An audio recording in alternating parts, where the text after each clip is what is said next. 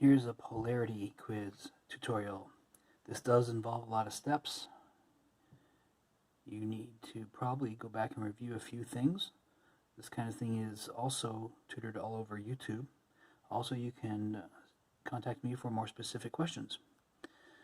So you're going to want to write this down, that a bond is polar if the electronegativity difference is 0.5 to 1.9. The difference between them. It's nonpolar if the difference is 0 to 0.4. Now when I say difference, I mean using the electronegativity chart. So if you had an N and O bond, that would be a polar bond because the difference between them is 0.5. If you had a bond between P and S, you would have a nonpolar bond because the difference between them is 0.4. So the basics of this are you're going to need to know how to do a Lewis dot structure. I can demonstrate on number 1 again. Number 1 would be P, F, F, F, F, F. Now, according to your periodic table, fluorine has 7 valence electrons. Phosphorus has 5 valence electrons.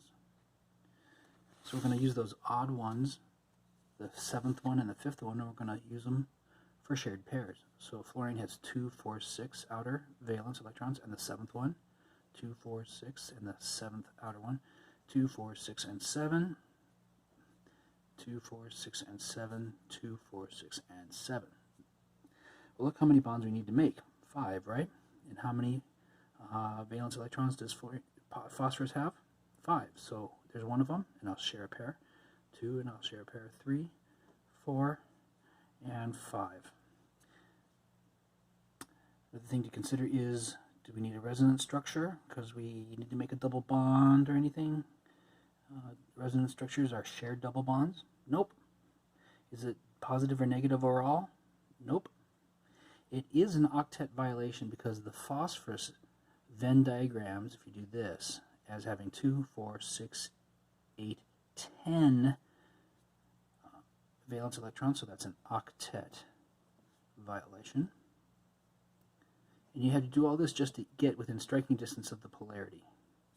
So, could it be polar? Well, there are 2 ways to look at it. Are the bonds polar between P and F? The bonds definitely are polar because the difference is 1.9. In fact, they're very, very polar. However, you're going to also need to visualize this using your molecular geometry chart.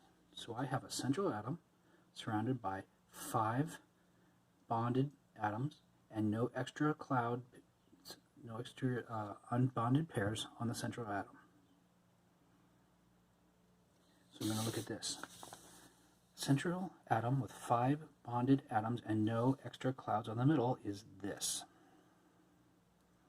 So my answer is also trigonal, bipyramidal, bipyramidal I'm told it is.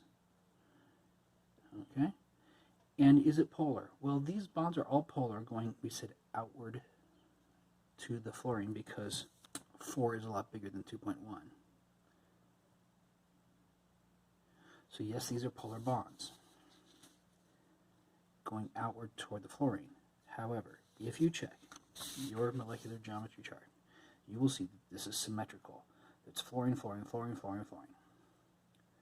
And yes, in this case, all the fluorines would be pretty negative because they're pulling those electron pairs to themselves. But you can't mentally draw a line through the middle anyway, any direction, and find the positive side because you find negative, negative, negative, negative, negative, and there's no positive side to this. And there must be a dipole moment. You don't have to write this, but I'm going to do it this time. There's no dipole moment. And di means 2. You don't have 2 poles like north-south on a magnet. There's only one situation here where on the outside they're all negative. So this is non-polar.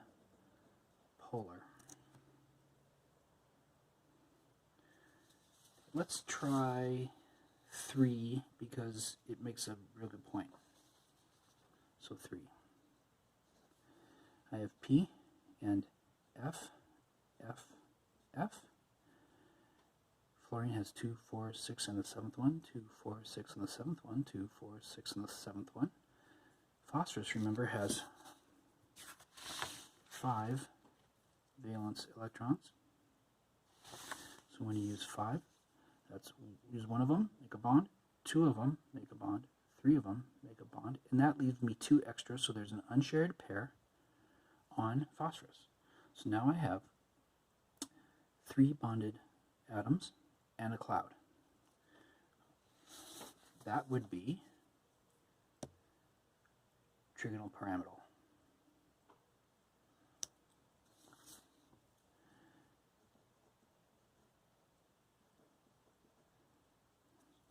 Are the bonds polar? Well, we just said before that this is 2.1 and this is 4.0, right?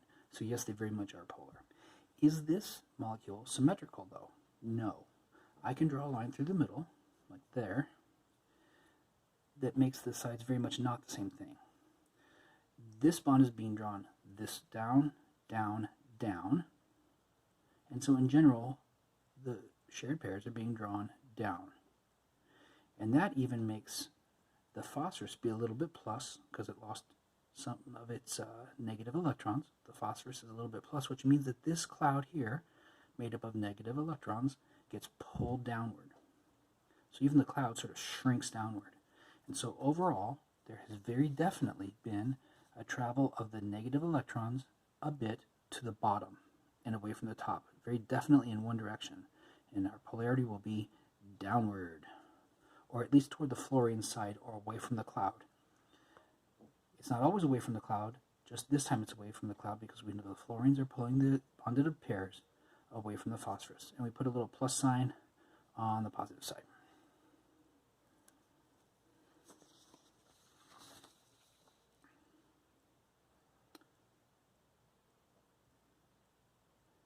Let's do number 4.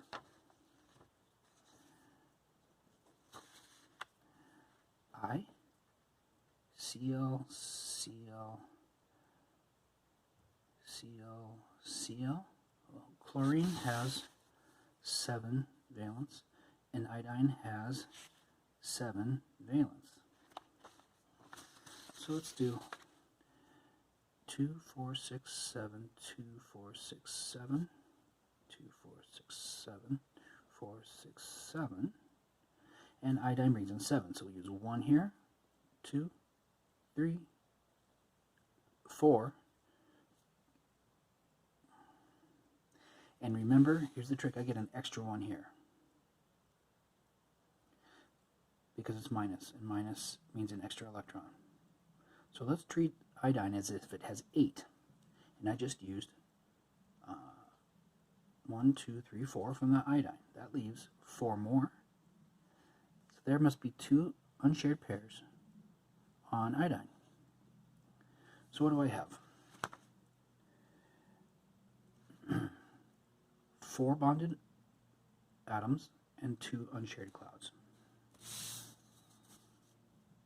4 and 2. 4 bonded atoms and 2 unshared clouds.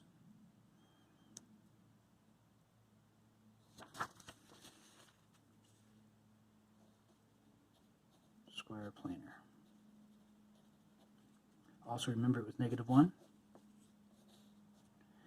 Is it polar? Well, what's the electronegativity difference between Cl and I?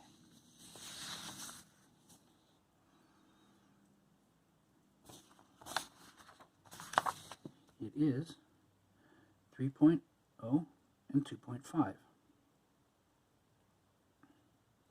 So I'm thinking my previous answer was wrong.